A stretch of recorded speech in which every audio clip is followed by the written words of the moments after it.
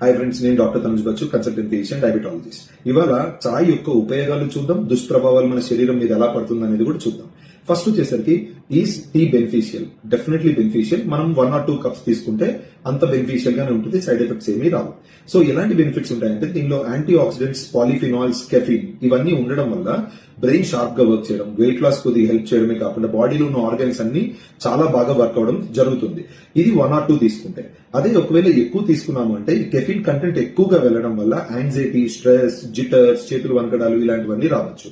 At the same time tea వల్ల లోపల acid production టమ్మీలో పెరిగిపోతుంది. అందుకని పరగడుపున ఒకవేళ టీ తీసుకునే వాళ్ళకైతే ఎక్కువ హార్ట్ బర్న్, ఎక్కువ ఎసిడిటీ ఇష్యూస్ ఉంటాయి.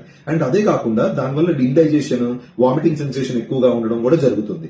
అండ్ టీ ఫుడ్ తర్వాత ఎక్కువ క్వాంటిటీస్ లో తీసుకుంటే గనక ఐరన్ అబ్జార్ప్షన్ తగ్గిపోతుంది. సో అందుకే చాయ్ ఎక్కువ తాగే వాళ్ళలో మీరు చూసినట్లయితే హిమోగ్లోబిన్ కంటెంట్ కూడా తక్కువగా ఉంటుంది, ఎందుకంటే ఐరన్ అబ్జార్ప్షన్ లేదు కాబట్టి. So taking tea is good, but in limited quantities 1 or 2 కప్సే తీసుకోండి. ఎక్కువగా తీసుకోవడం మంచిది కాదు.